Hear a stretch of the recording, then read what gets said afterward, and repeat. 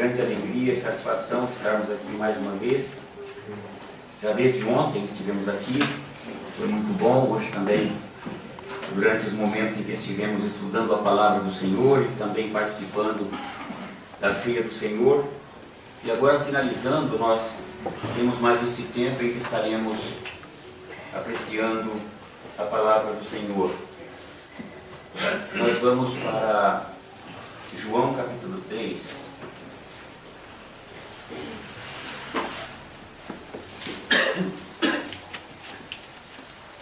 João capítulo 3, nós vamos ler a partir do verso 1.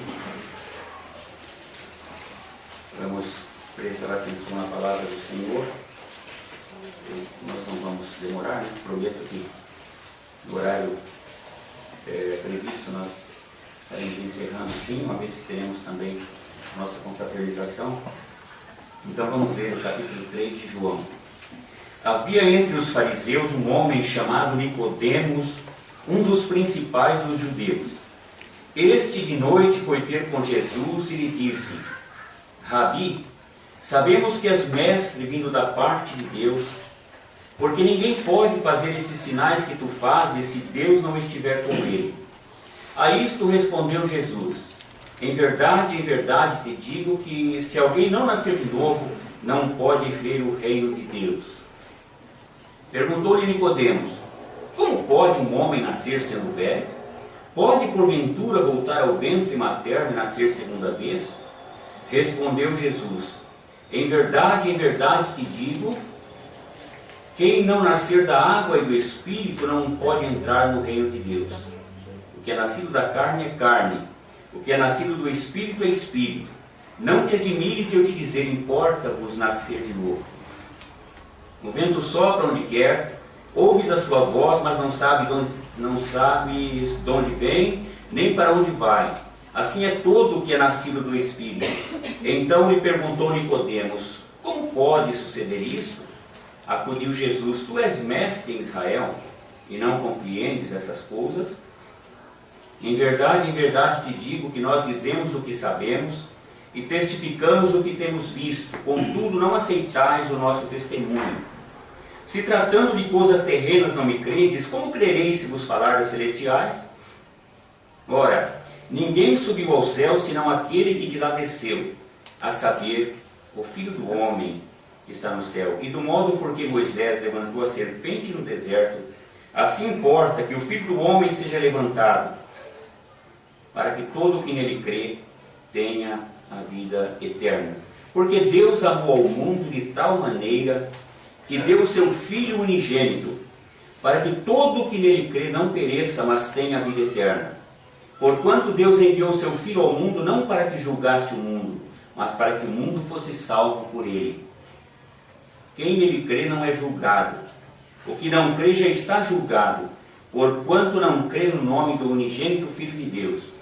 O julgamento é este, que a luz veio ao mundo, e os homens amaram mais as trevas do que a luz, porque suas obras eram más.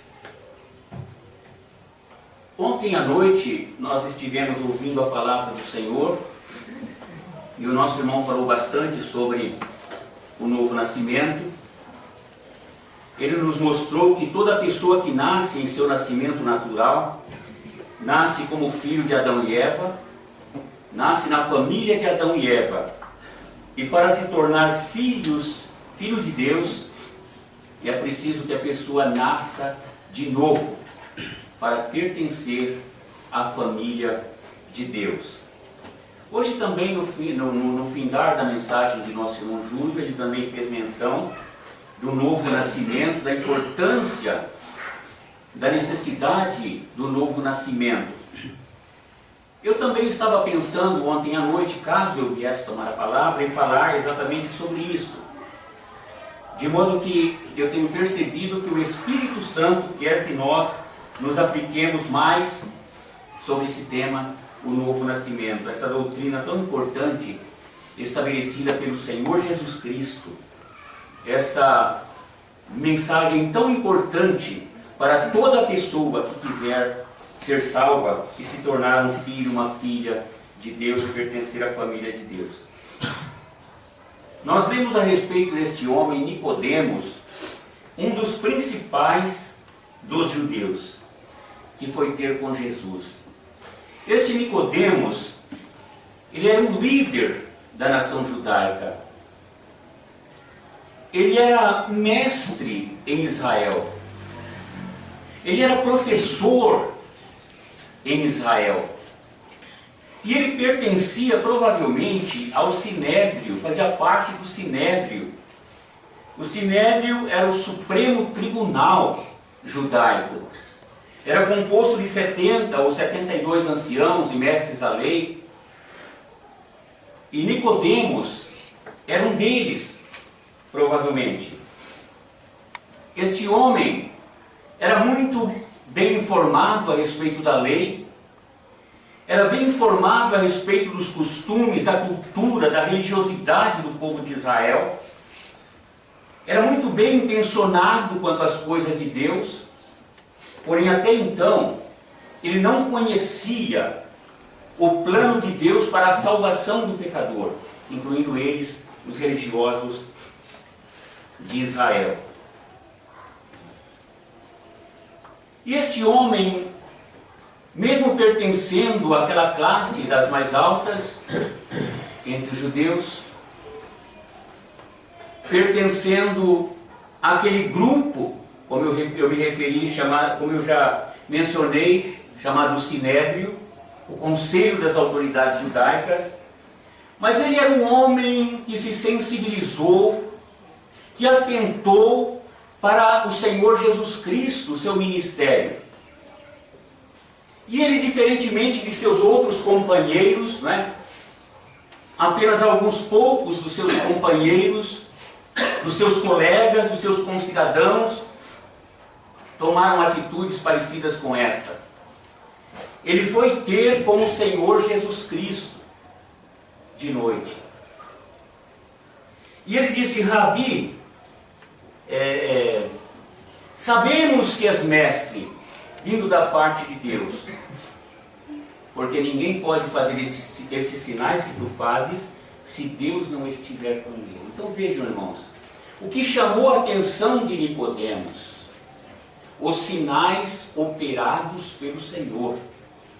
Exatamente aquilo que os profetas do Antigo Testamento disseram a respeito do Messias, aquilo que ele viria fazendo, as suas obras, as suas atitudes, como ele operaria sinais entre os judeus, para provar que ele seria, na verdade, que ele era o cumprimento das profecias de Deus no Antigo Testamento a respeito da vinda do Messias.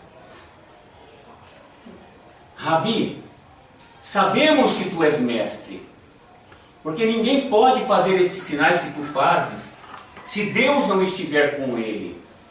Os sinais operados pelo Senhor Jesus Cristo, eu repito, tinham essa finalidade: mostrar aos judeus que ele era realmente o Cristo, o Filho de Deus, o Messias prometido, para que através dos sinais os judeus pudessem crer nele e serem abençoados por ele, serem libertos por ele, serem salvos por ele. Quando nós olhamos mais adiante, no capítulo 9, quando o Senhor Jesus curou um cego de nascença, nós lemos nos versículos 31 e 32 e 33. O homem que antes fora cego, agora está testemunhando do Senhor Jesus Cristo, mesmo sem o conhecer, mesmo sem ter o visto com seus olhos que antes fora cego.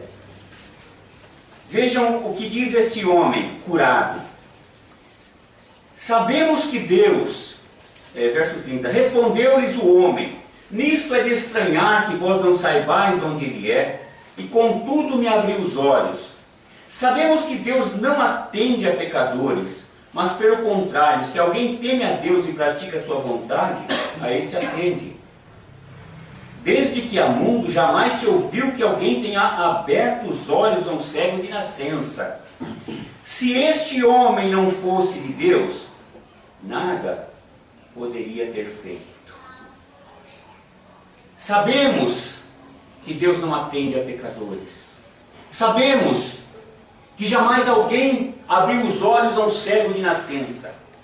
Sabemos sim que se este homem não fosse de Deus, nada poderia ter feito.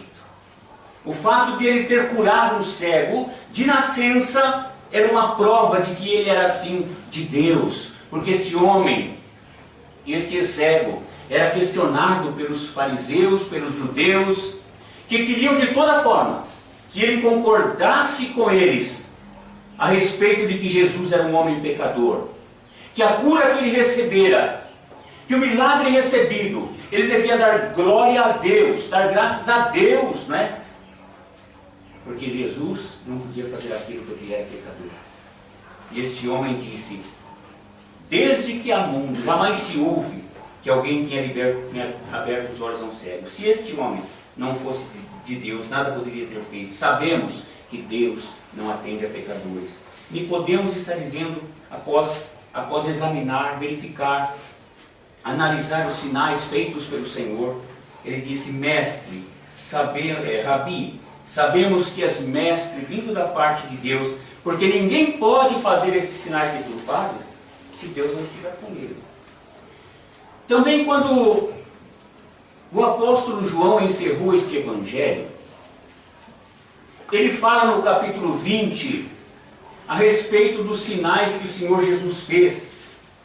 E ele diz, no final do capítulo 20, na verdade fez Jesus diante dos discípulos muitos outros sinais que não estão escritos neste livro.